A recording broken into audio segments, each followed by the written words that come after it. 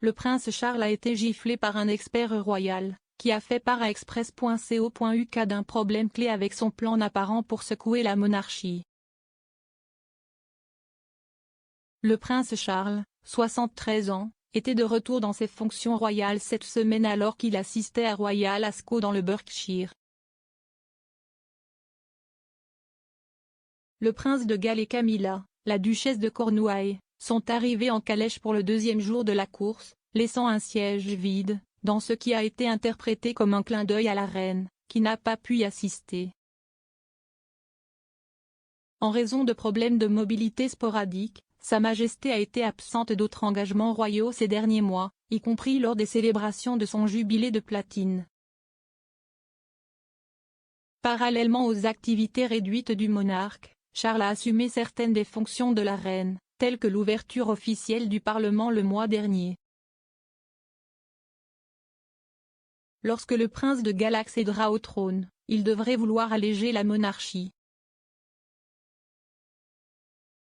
Le futur roi serait préoccupé par le fait que le public en ait pour son argent de la part de la famille royale et souhaite apparemment rationaliser le nombre de membres de la famille royale, qui composent The Firm. Cependant, il reste un problème clé avec l'idée d'une monarchie allégée, selon Richard Fitzwilliam. Parlant de la famille royale, le commentateur royal a déclaré à Express.co.uk, ils sont attachés à 3000 organisations ou institutions. Le problème, si est qu'il y a ce problème avec la soi-disant monarchie allégée. Il est déjà allégé. Ces dernières années, des membres de la famille royale ont renoncé à leurs fonctions royales, y compris le fils de la reine, le prince Andrew. Le duc d'York a démissionné de ses fonctions royales après avoir conclu un règlement à l'amiable avec Virginia Giuffre, qui n'était pas un aveu de culpabilité après avoir été accusé d'abus sexuels, affirme qu'il a vigoureusement nié. Les autres membres de la famille royale à quitter leurs fonctions ces dernières années étaient le prince Harry et Meghan Markle.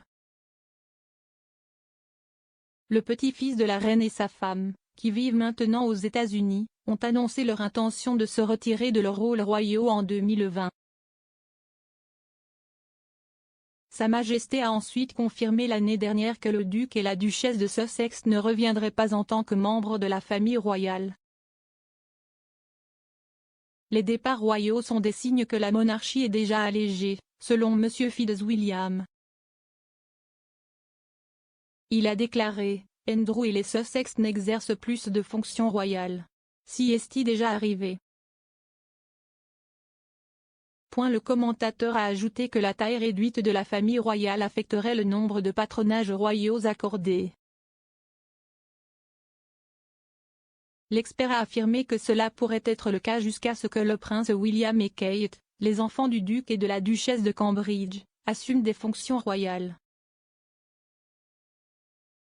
Il a déclaré, certains qui exercent leurs fonctions ne sont pas jeunes. Ils sont d'un âge avancé. Ainsi, jusqu'à ce que les enfants des Cambridge soient en mesure d'exercer des fonctions royales, il y aura beaucoup moins de parrainage, je pense, ou certainement moins. M. Fitzwilliam s'attend à ce que Charles gouverne avec son propre style, notant les diverses causes auxquelles il s'est allié au fil des ans, comme la protection de l'environnement naturel. Il a déclaré, chaque monarque est un individu avec une touche individuelle et un angle particulier pour son travail et les règles. On s'attendrait à ce qu'il le fasse, et nous savons où réside son enthousiasme. Il n'y a pas de doute. Il ne peut en aucun cas être un monarque activiste, il a donc constitutionnellement le même rôle que la reine. Charles a souligné qu'il reconnaissait la différence entre son rôle actuel d'héritier présomptif et son futur poste de roi.